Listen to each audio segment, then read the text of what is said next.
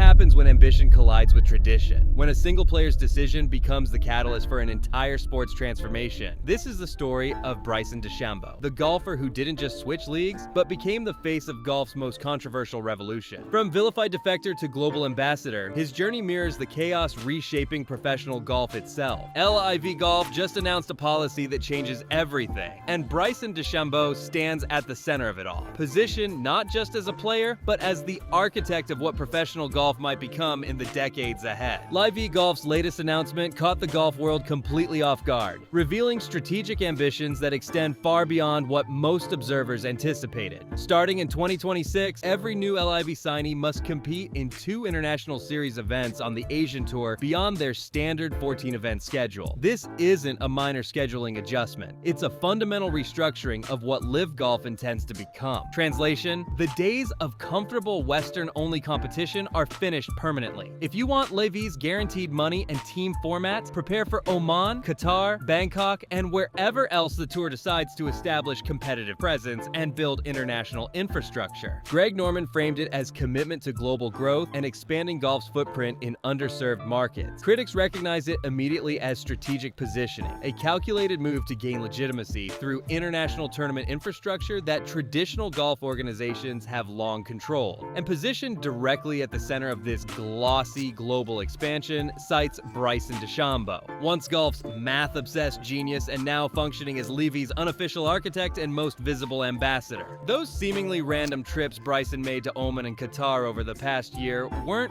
recreational tourism or casual exhibition appearances. They were reconnaissance missions, carefully planned blueprints for LIV's international empire that few observers understood at the time. Bryson isn't just a tournament player anymore. He's the prototype for LIV's next evolutionary phase, the model that future signings will be measured against. Word circulates throughout golf industry circles that his reported $150 million deal from 2022 approaches renewal in late 2025, with Bryson supposedly seeking a staggering $280 million extension that would dwarf most professional sports contracts. Industry insiders suggest LIV's investors initially dismissed the figure as unrealistic, then reconsidered their entire approach to player compensation and brand ambassadorship. The new LIV isn't distributing blank checks anymore based purely on marquee name. It's pursuing legacy rather than simply buying temporary loyalty. Bryson's negotiation might determine whether LIV's big money model can sustain itself long-term or whether the entire experiment collapses under unsustainable financial pressure. But this new mandate represents far more than scheduling logistics or travel requirements. It's potentially a sophisticated backdoor into the official world golf ranking system that LIV has pursued desperately since launching in 2022. By systematically integrating players into the Asian Tour ecosystem through mandatory participation, they might finally crack the credibility code that traditional golf organizations have denied them through institutional gatekeeping. If successful,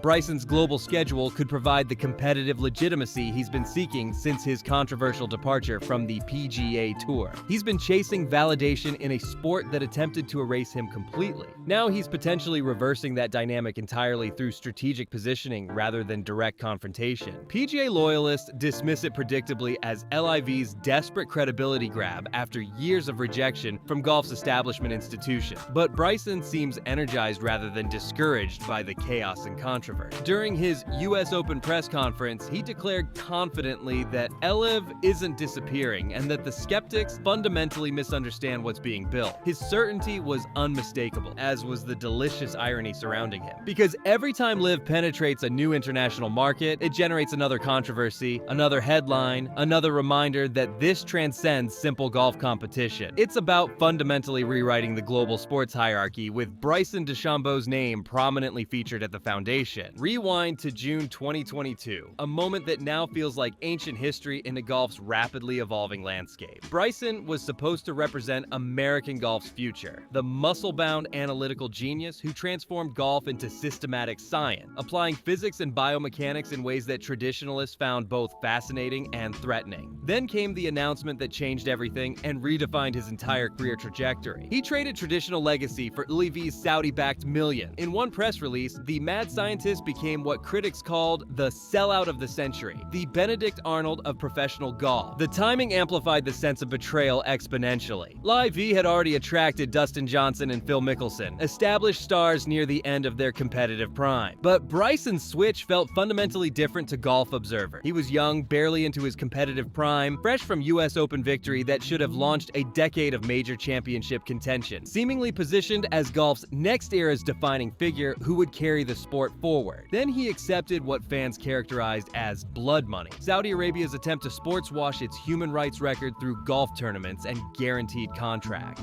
The backlash was immediate, brutal, and sustained over months. PGA Tour Commissioner Jay Monahan suspended him swiftly along with other LIV defectors, while sponsors like Rocket Mortgage severed relationships instantly without explanation or negotiation. Media coverage was ruthlessly negative, and Rory McIlroy, golf's self-appointed moral authority who seemed to relish the role, condemned LIV players as duplicitous and motivated purely by greed. When Bryson attempted diplomatic explanation on CNN, attempting to provide context for his decision, he defended Saudi Arabia with the infamous line about nobody being perfect, a statement that crystallized public opinion completely against him. The comment seemed tone-deaf given Saudi Arabia's documented human rights abuses and the murder of journalist Jamal Khashoggi. Fans booed him aggressively at tournaments he was still eligible to play. Protesters carried signs referencing Khashoggi's murder. The hatred followed him persistently everywhere he appeared. Social media became toxic wasteland of criticism. Bryson didn't collapse under this sustained pressure as many predicted. He doubled down on his commitment to LIV. In LIV's unconventional format, no cuts meaning guaranteed paychecks, no traditional country club formality or stuffiness, just guaranteed money and dramatic team competition with music and entertainment. He discovered chaotic freedom that actually suited his personality better than the PGA's rigid structure. He started winning again consistently, built a substantial YouTube presence that gave him direct connection to fans bypassing traditional media, and gradually transformed his villain narrative into something approaching redemption through authentic content and competitive success. By 2025, public hatred had cooled considerably compared to the white-hot fury of 2022. His YouTube channel, featuring long drives, equipment testing, and behind-the-scenes content that showed his personality, generated millions of views monthly. His Crushers GC team became surprisingly popular among younger fans who appreciated the less formal approach. And Bryson began sounding less like a defector who had betrayed his country and more like someone who had finally found his authentic place in golf's revolution. Still,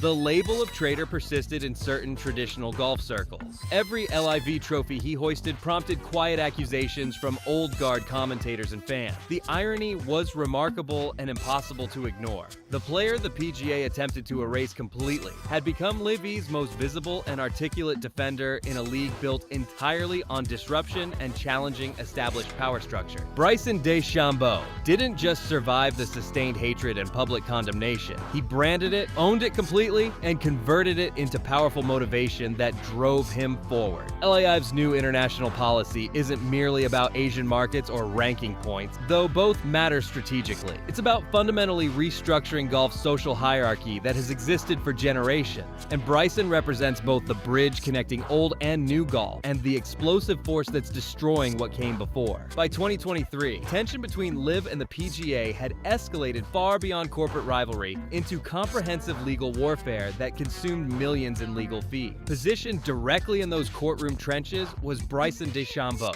loud, unfiltered, and prepared to fight institutional power through whatever means necessary. His PGA suspension wasn't sufficient punishment for golf's traditional establishment that wanted to make examples of defectors. They wanted him completely erased from golf history, branded guilty in public perception, and forgotten as a cautionary tale. So Bryson responded as any genuine disruptor would. He sued the organization that had suspended him, taking the fight directly to them. The 2022 antitrust lawsuit, with DeChambeau's name prominently listed among plaintiffs, including Phil Mickelson and several others, accused the PGA Tour of operating a monopoly disguised as tradition, using its market power to prevent competition and punish players who sought opportunities elsewhere. The PGA Tour responded aggressively through its lawyer, characterizing LIV as mere sports theater without genuine competitive legitimacy, a vanity project funded by a foreign government with ulterior motives beyond growing golf. Golf's polite handshake era, where disagreements were settled quietly behind closed doors, officially ended in very public legal filing. By 2023, golf headlines resembled political and business briefings more than sports coverage, filled with legal jargon and corporate maneuvering. Then came the Framework Agreement, a fragile truce between LIV and the PGA Tour that resolved virtually nothing substantive and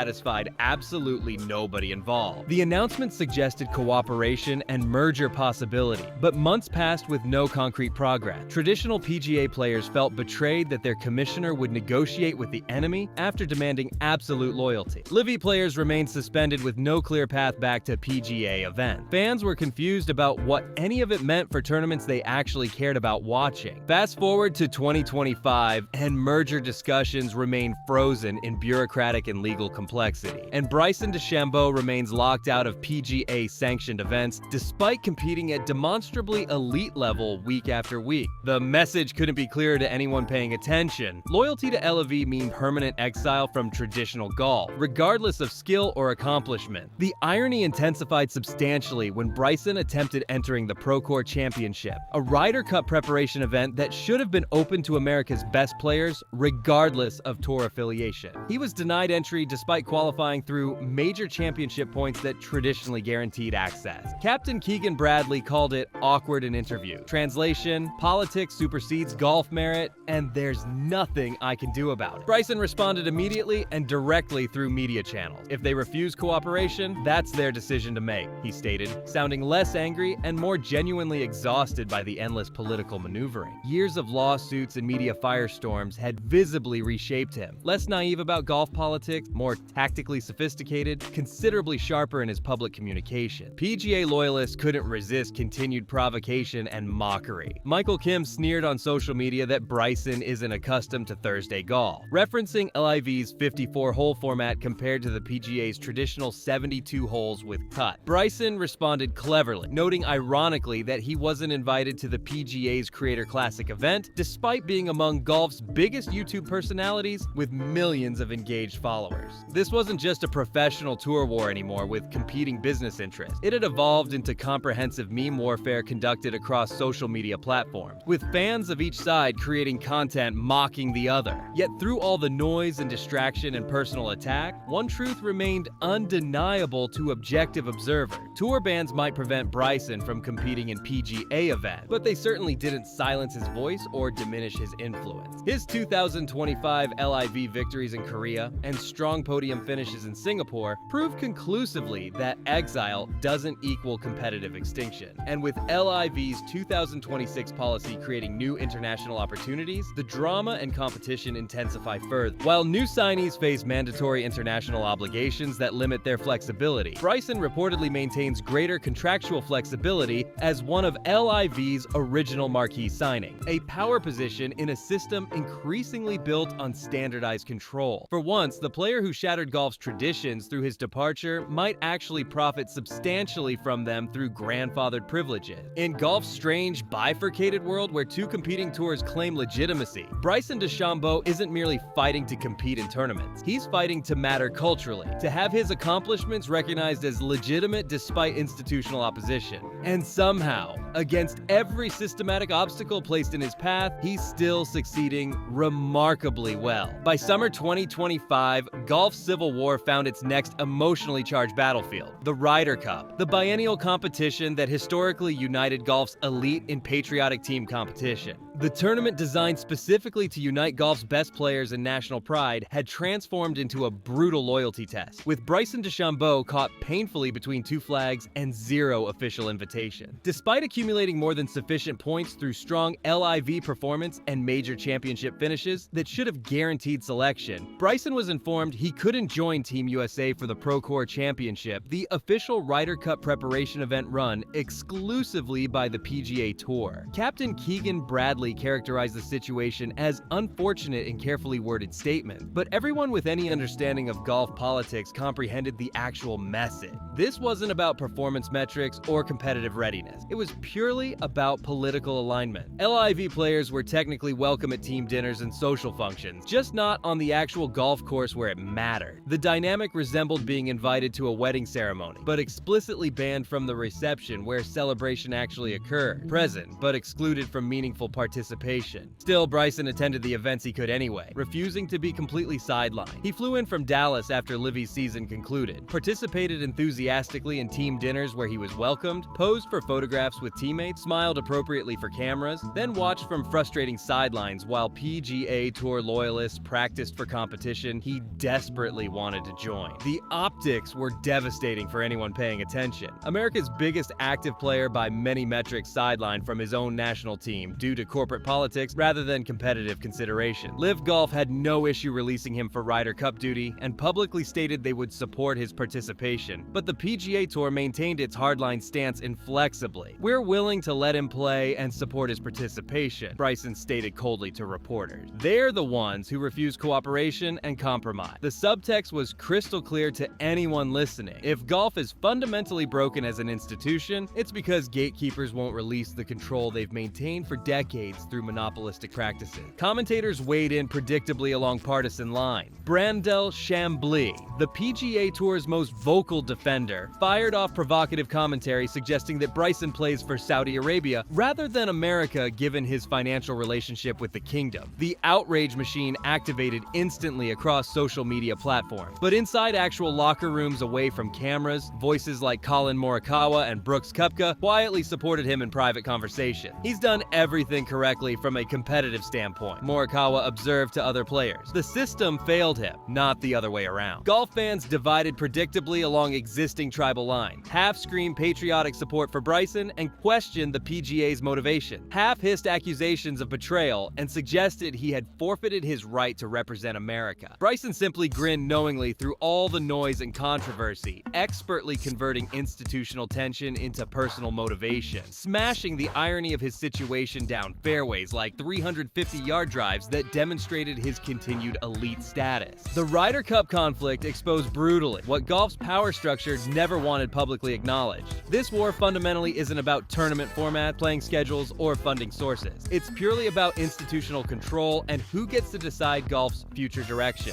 The PGA Tour simply cannot tolerate prominent players proving their monopolistic system isn't sacred or necessary for competitive success. And Bryson, whether he initially intended this role or not, became the living embodiment of that unforgivable truth that threatens their entire business model. Behind all the official statements and corporate spin, Bryson's Ryder Cup exclusion isn't just about one disappointed player's legitimate grievance. It's a stark warning that golf's most significant battles moving forward will never again be fought exclusively on fairways through competitive excellence. They'll be fought in boardrooms, courtrooms, and public opinion through media narrative. Since 2022, no professional golfer has been more extensively scrutinized, systematically mocked, and comprehensively memorialized across media platforms than Bryson DeChambeau. From CNN interview clips to viral swing analysis videos, from his nobody's perfect public relations disaster to his YouTube content empire, Bryson has become golf's ultimate cultural litmus test that reveals more about observers than about him. You either see him as a courageous genius rewriting golf's outdated rules and business structures, or as a walking corporate advertisement in tight polos selling his soul for Saudi money. There's remarkably little middle ground in public perception. Bryson DeChambeau, positioned prominently on his Golf Channel commentary platform, tweeted provocatively that Bryson carries sports washing baggage wherever he goes and can never escape that association. Predictably, the post exploded across social media. Golf's online community divided instantly along predictable lines. One passionate faction calling Bryson a fearless pioneer, willing to challenge corrupt institutions. The other branding him a polished puppet serving authoritarian interests. But Bryson DeChambeau never backs down from public confrontation or media criticism. He responded with characteristic confidence blended with humor that has become his trademark.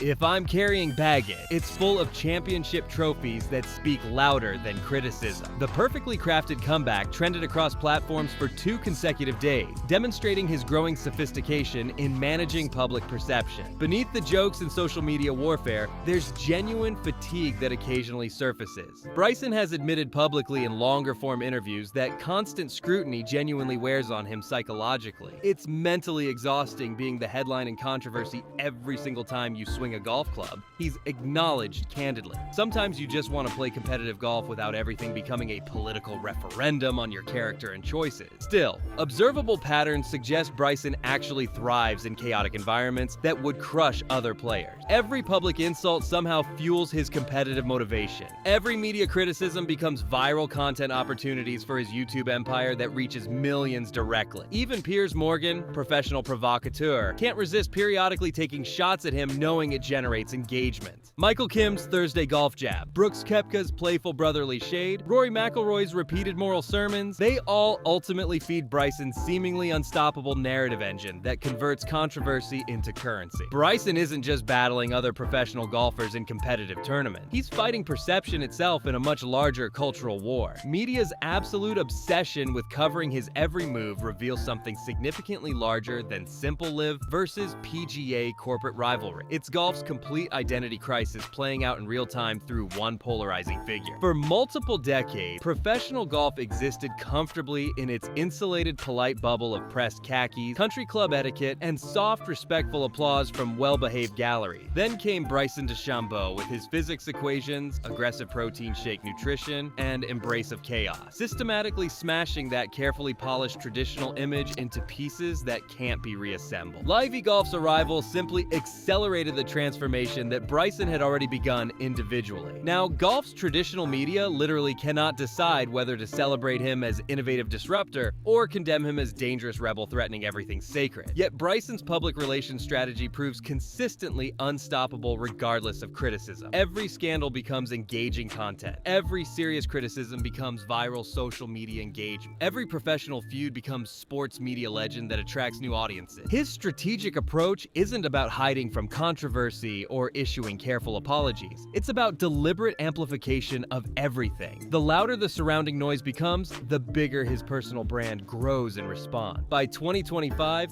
even his harshest professional critics were regularly consuming his content and commenting on his moves. Bryson had successfully become simultaneously golf's most compelling villain and its most entertaining ringmaster, and he was clearly enjoying every controversial moment. Because in today's comprehensively media-saturated sports landscape across every platform, the only genuine failure is becoming irrelevant and forgotten. And Bryson DeChambeau has never, ever been that, despite all attempts to marginalize him. Golf will never return to quiet, respectful gallery and polite discourse. The sport has been fundamentally and irreversibly transformed, and Bryson DeChambeau stands as the most visible symbol of that chaotic transformation, for better or worse, depending entirely on your perspective about what professional golf should become in the 21st century and beyond. If you like this breakdown, hit that like button and subscribe to Golf Heritage for more real golf stories. Share this video with your golf buddies, drop your thoughts in the comments, and I'll catch you in the next one.